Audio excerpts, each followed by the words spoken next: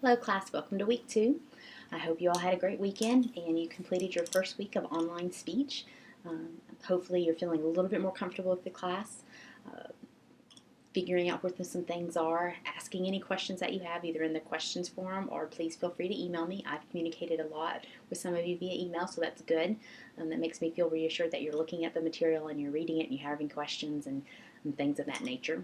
I have most of everything graded. If you had it submitted by tomorrow, by the due dates, because I graded everything that was submitted yesterday. If you have some late submissions,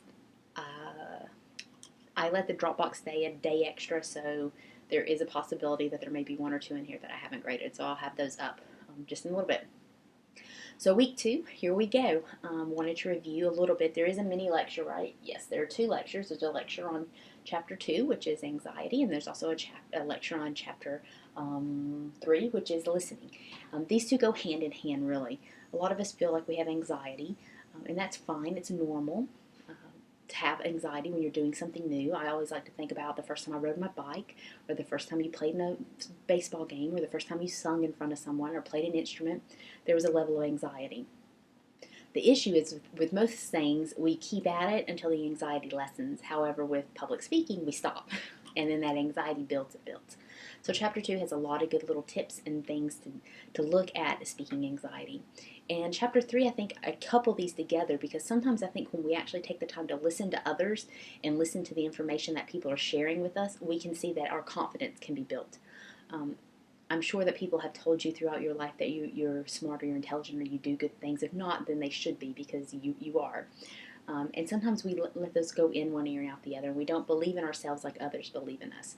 So that's why it's important to work on our listening skills. And also, when you're speaking, if you learn how to listen to your audience, because your audience is sending you messages, you can tell when people are interested and they're entertained by what you're saying. And you'll be surprised how many times people will be entertained or will be interested in what you're actually saying.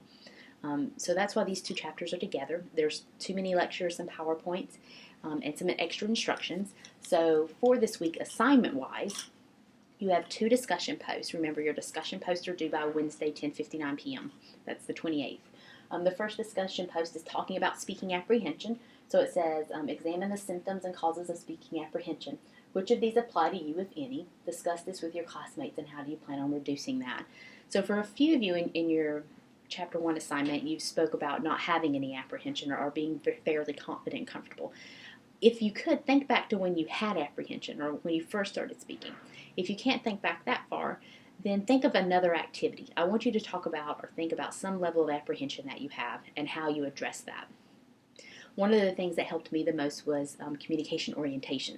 And I think many of us feel that when we communicate or we give a speech, we're having to perform, and that adds an extra layer of nervousness to it. So I would like for you to talk about that, share those with your classmates, because sometimes the best way to learn how to address nerves is to share what works for other people. There's not a one-size-fits-all approach. Some of the things in the book may work for you, some of them may not.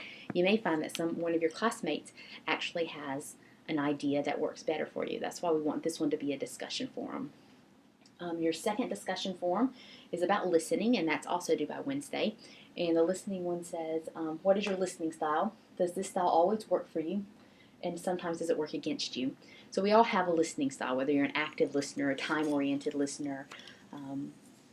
Think about that. What type of listener are you? And you'll be a different listener in different situations.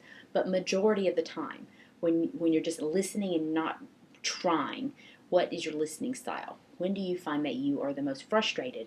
That means that's not your listening style.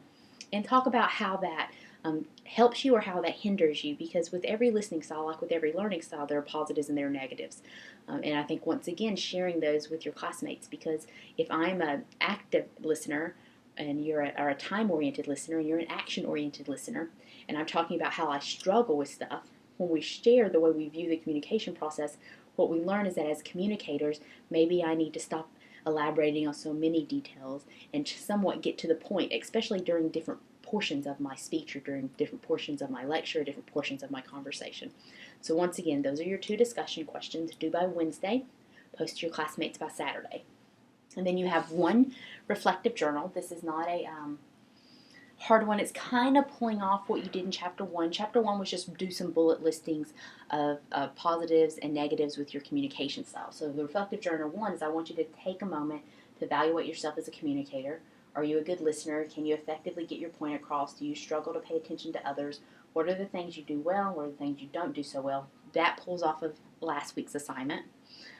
And then examine yourself as a public speaker. How confident are you going into this upcoming speech? I want you to specifically talk about this upcoming speech, which is your narrative speech.